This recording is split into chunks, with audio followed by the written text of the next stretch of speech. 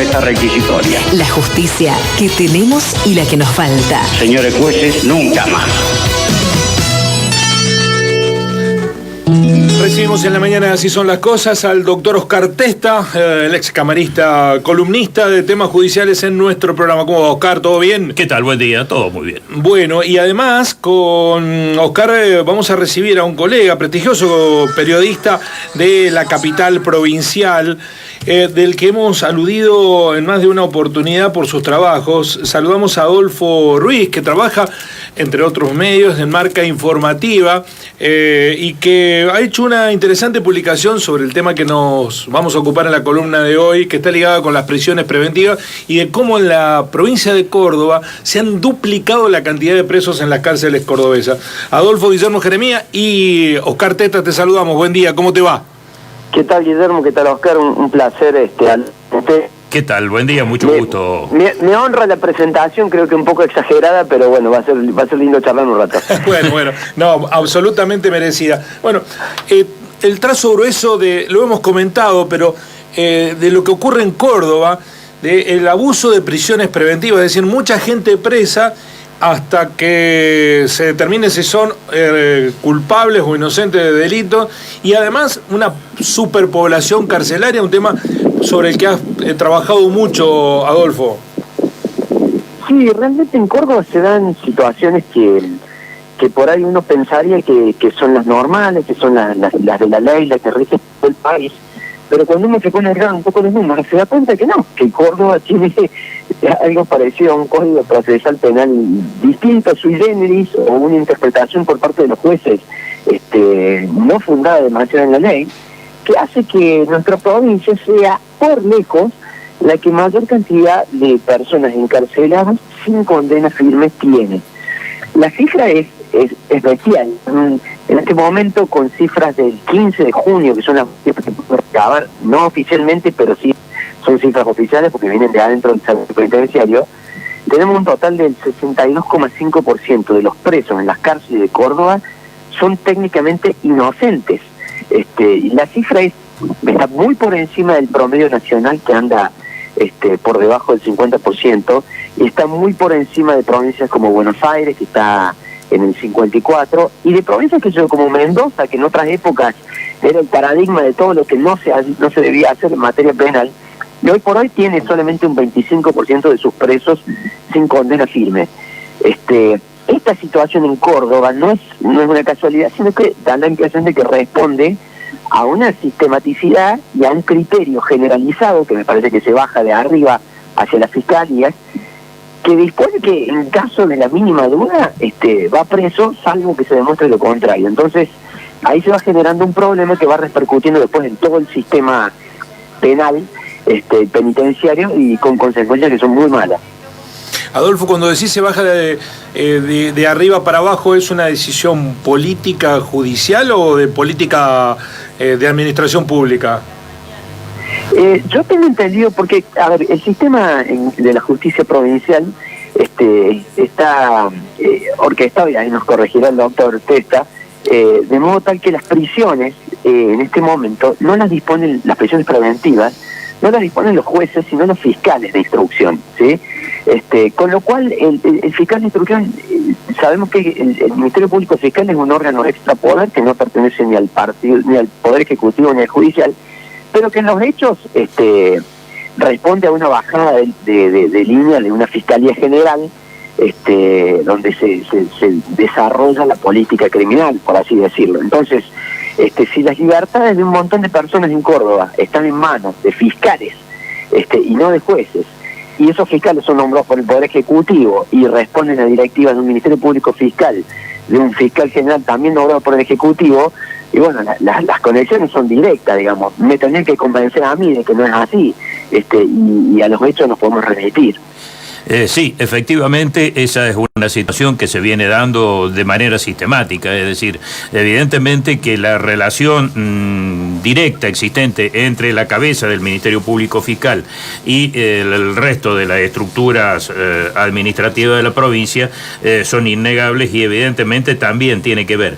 No obstante esto, también hay una cuestión en la cual hay una responsabilidad legislativa y de propio Poder Judicial, porque tenemos que tener en cuenta, de acuerdo a los datos que vos estás suministrando y que de alguna manera forman parte de un sistema estadístico público que está al alcance de cualquier persona, cuando se dicta el fallo Loyo Freire, que es aquel a través del cual la Corte Suprema de Justicia puso límites en cuanto a lo que eran las prisiones preventivas dictadas de manera automática en todos aquellos casos en los cuales una persona podía recibir, en caso de condena, una pena que no fuese en suspenso. Lo notable es que posteriormente de este fallo Loyo Freire, de la Corte Suprema, se modifica el Código Procesal, incluyendo el artículo 281 bis, 281 ter, en el cual se fijaron una serie de pautas a tener en cuenta para entender los casos en los cuales se podía dar el peligro de fuga o el peligro de alteración de pruebas o entorpecimiento de la investigación.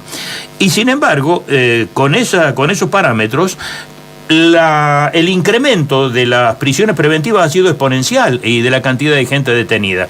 ¿Cómo ha jugado esa situación Loyo Freire, la modificación del Código Procesal Penal y este incremento enorme realmente de gente detenida? Hay que hacer una aclaración en esto. En muchos casos con sentencia en primera instancia, pero no confirmada por el Tribunal Superior y por lo tanto que se siguen manteniendo como subsistiendo el principio de inocencia.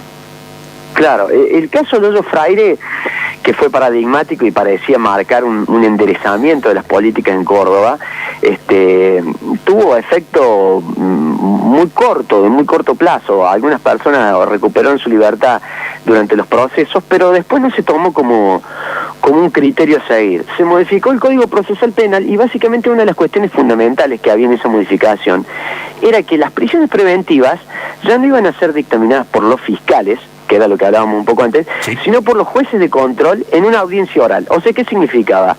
Que si el fiscal pedía la detención y la prisión preventiva, esa decisión la tenía que ratificar un juez luego de haber escuchado oralmente al abogado defensor, al fiscal y al acusado. Esa modificación nunca se llegó a implementar, porque hace 4 años el TSJ emitió una acordada diciendo que era muy complicada esa modificación que había puesto la legislatura y que eso requería la capacitación de los pobres fiscales y jueces que estaban muy atareados y además la readecuación de las salas de tribunales para poder tener salas de audiencia. O sea, una serie de excusas insólitas que postergaron la aplicación de esa norma que hubiera sido muy positiva, muy buena, y que pusieron como excusa la falta de formación de los fiscales y la ausencia de sala. Es una cosa insólita.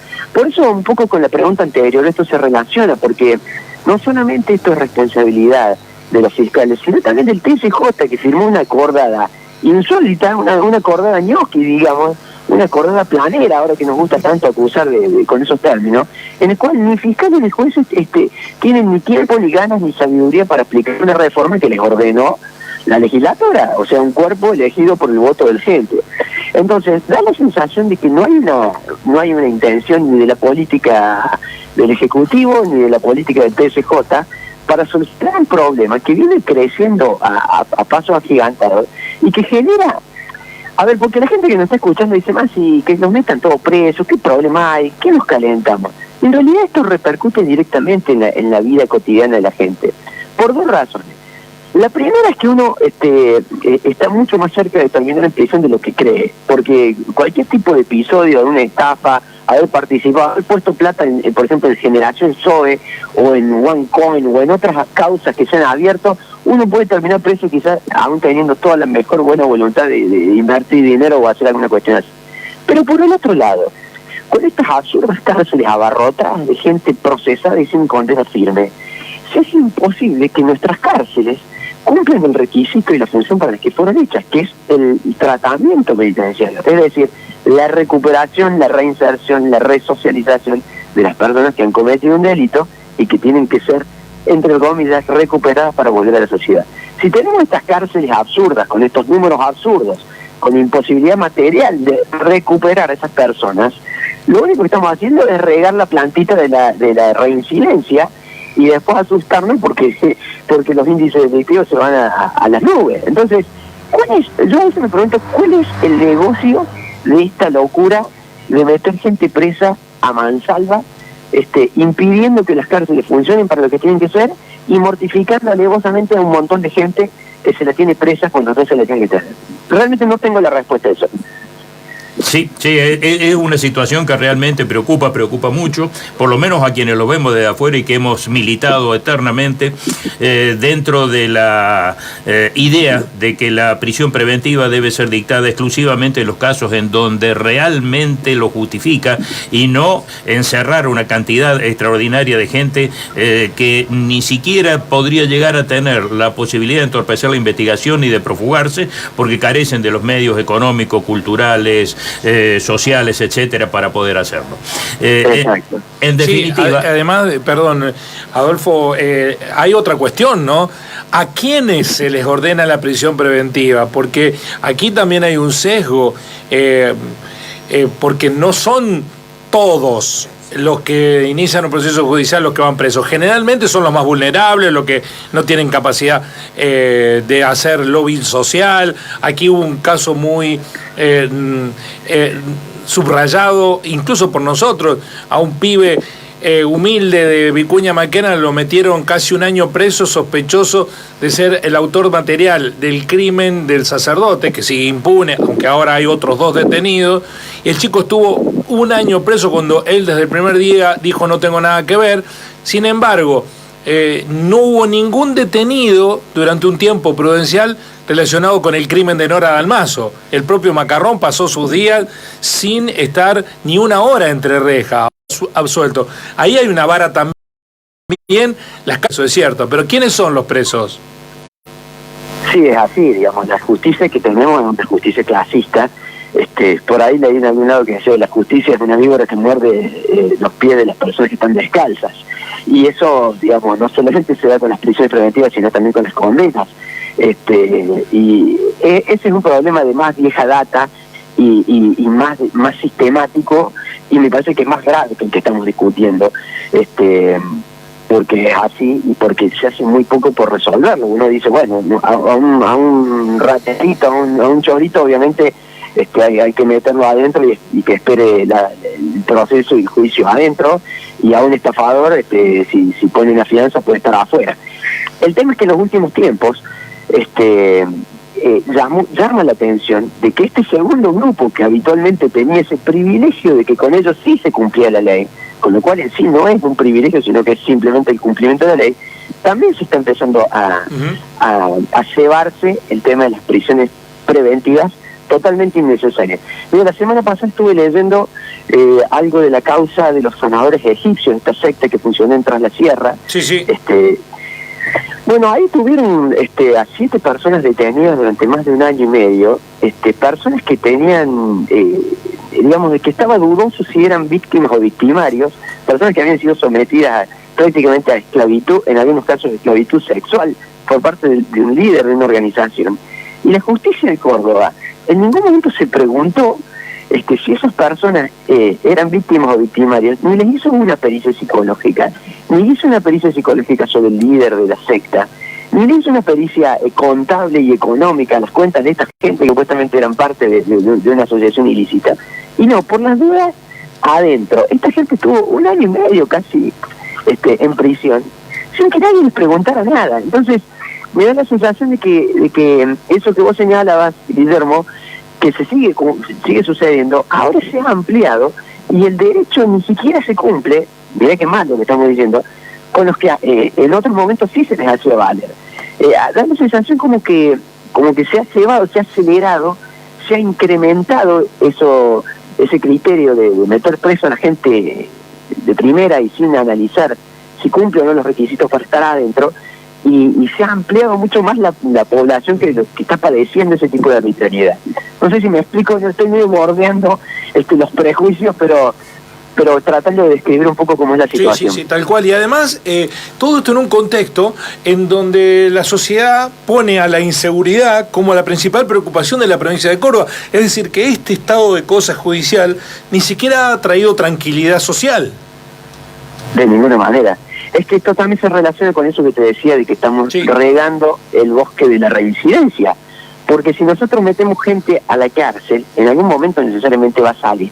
Ahora, si en ese interín que estuvo detenida, lo único que hicimos fue darle una cárcel abarrotada, sin tratamiento, sin educación, sin posibilidad de trabajar, ¿qué estamos fabricando?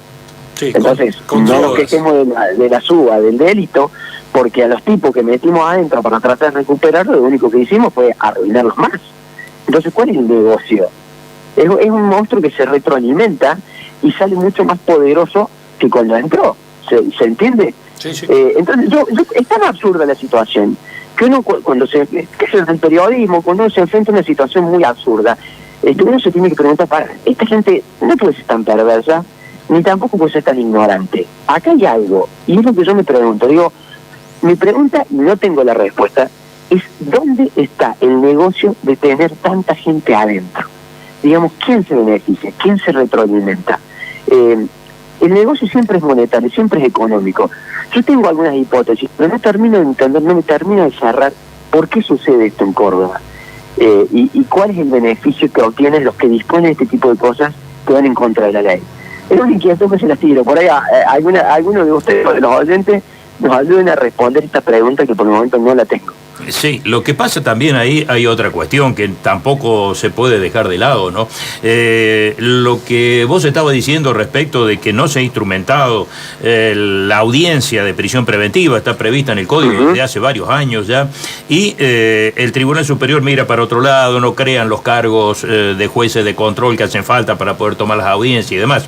Para los oyentes que no conocen este tipo de cuestiones técnicas, les recordamos que el artículo 336 del Código Procesal Penal indica que a los 5 días posteriores a la indagatoria, el fiscal tiene que pedir una audiencia al juez de control. Allí el juez escucha a las partes, lo escucha al preso, escucha al fiscal, escucha al abogado defensor y decide respecto de la prisión preventiva. Esto no se está haciendo porque no hay suficiente juzgado de control, porque lo que tienen no tienen la infraestructura necesaria, y todavía en este momento se están trabajando con 3 juzgados de control de la ciudad de Córdoba que han empezado ahora hace muy poco tiempo con estas audiencias para los casos de flagrancia y de cuasiflagrancia.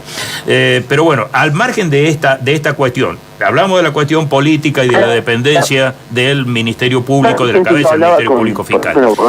Por otro lado, la actitud del Tribunal Superior, pero también la sociedad.